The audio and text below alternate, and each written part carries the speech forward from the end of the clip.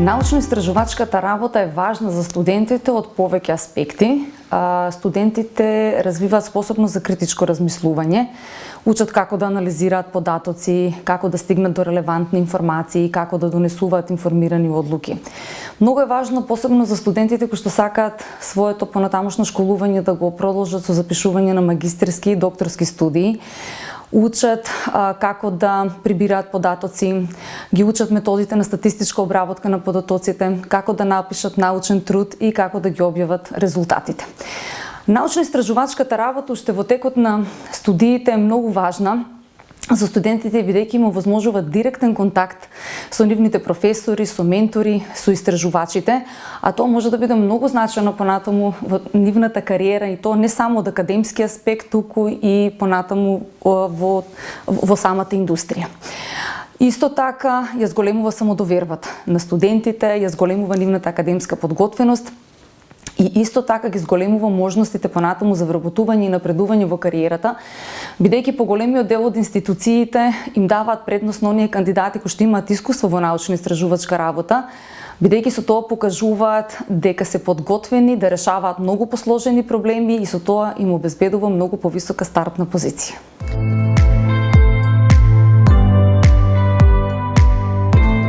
Јас сум дел од Факултетот за медицински науки веќе 17 години и со големо задоволство ја прифатив поканата од страна на Организациониот одбор на Конгресот да бидам претседател на научниот одбор, кој е составен од 17 членови. Сите се професори на Факултетот за медицински науки од различни области на медицината. Нашата задача беше да направиме рецензија и селекција на пристигнатите апстракти. И од оно што го сработивме, можам да кажам дека добивме навистина квалитетни апстракти, што значи дека менторите успешно ги воделе своите кандидати, своите студенти во текот на истражувањето и пишувањето на научните трудови. Добивме повеќе од 100 апстракти од различни области на медицината и посебно ме радува фактот што до сега се пријавени повеќе од 500 пасивни учесници.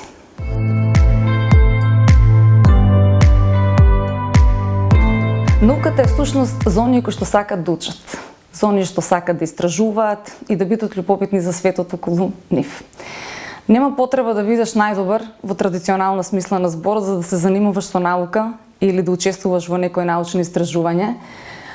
Науката не е за оние кои што се најдобри во постигнување на резултати или во надпреварување со други луѓе, туку за сите оние кои што се подготвени да се вклучат во едно научно истражување. Модерната наука бара тимови, истражувачки тимови, кои што се составени од експерти во повеќе области. Тоа значи дека нема потреба да бидеш најдобар во сите области. Треба да бидеш најдобар во одредена област, но да соработуваш со експерти во останати области. Всушност, успехот од една научно-истражувачка работа многу зависи од различноста на истражувачкиот тим.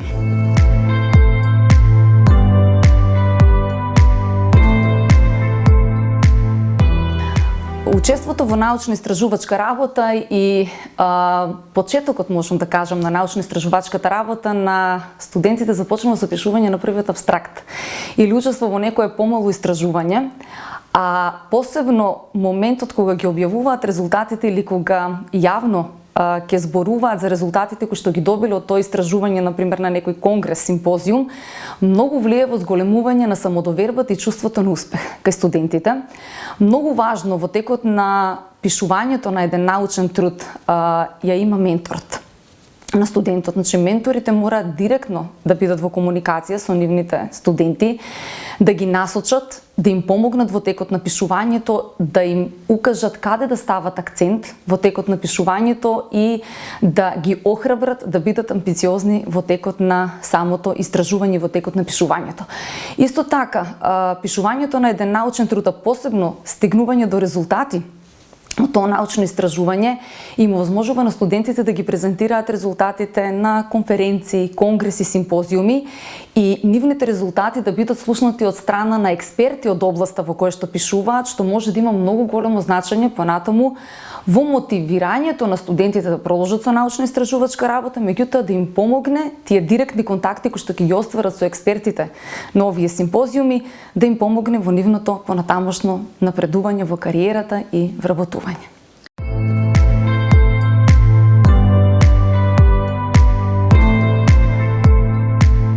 Ова е четврти конгрес на студентите на медицина на Факултетот за медицински науки и за прв пат оваа година интернационален и препознаен од страна на професори и студенти од земјите од регионот и од Европа. Факултетот за медицински науки има голем број на студенти, не само од Македонија, туку и од Европа. И слободно можам да кажам дека ова е најголем конгрес организиран од страна на студентите на нашиот универзитет. Овој конгрес традиционално се одржува секоја година во мај со исклучок на ковид пандемијата и можам да кажам дека има големо влијание во афирмирањето на Факултетот за медицински науки и нашиот универзитет и секако можност за остварување на соработка со медицински факултети од земјите од регионот и Европа. Оваа година добивме над 100 апстракти од повеќе области на медицината.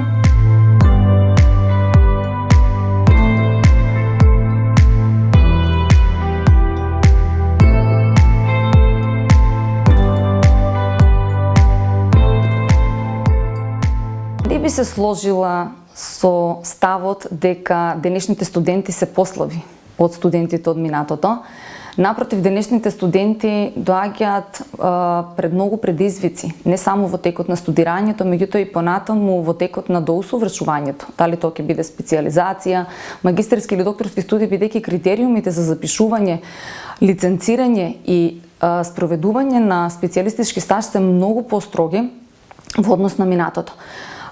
Денеска студентите на медицина се запознаваат со молекуларна биологија, генетика, геномско секвенционирање, нешто што не постоеше во минатото, а што денешните студенти треба да го совладат.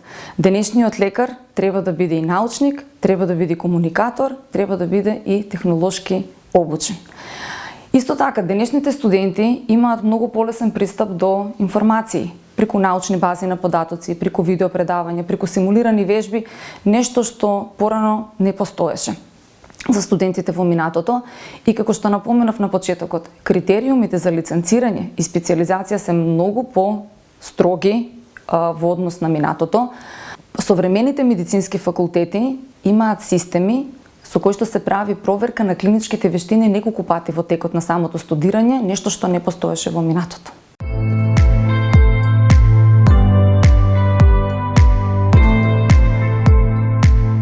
Денешните студенти се многу поотворени во комуникација со професорите, да постават прашање за тоа што не е јасно. Денешните студенти се многу активни и учествуваат во многу општествени активности, ги подржуваат кампањите на Министерството за здравство, еве како например што беше Европската недела на имунизација претходната недела, организираат настани за лица од ранливи категории, така да нашите студенти денеска се организирани во студентски организации кои што постои и порано, кога и јас бев студент, меѓутоа денешните студентски организации се многу поактивни на повеќе полиња.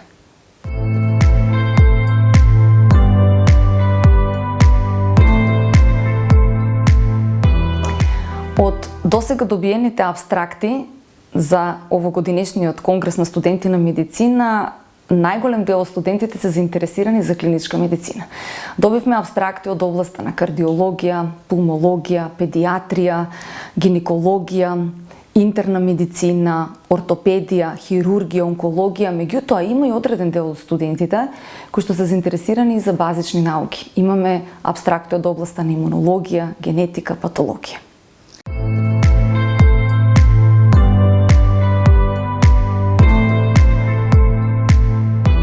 Бидете упорни, не учите само за да положите, не учите само за оценка, учите да им помагате на луѓето и да спасувате човечки живот. И бидејќи сте вклучени во процесот на работа со пациенти уште во текот на студирањето, бидете многу внимателни и сочувствувате со пациентите кои доаѓаат на преглед. Бидејќи сепак на крај, за нив е многу важно како се однесуваме, какво чувство ќе предизвикаме кај нив, а не колку книги имаме прочитано.